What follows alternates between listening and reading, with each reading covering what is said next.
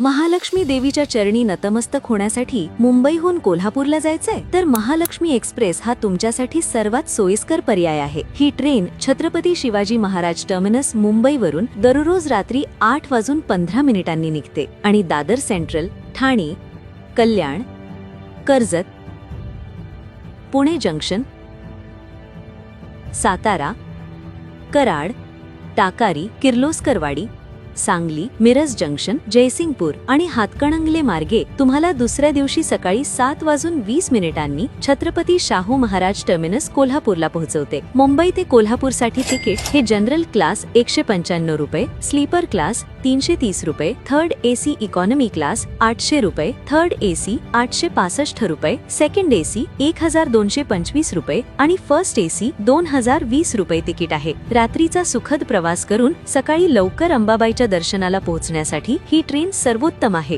मग कोल्हापूरला कोणासोबत जाणार आहात त्यांना हा व्हिडिओ नक्की शेअर करा आणि कमेंट मध्ये आपलं कोल्हापूर लिहायला विसरू नका। धन्यवाद।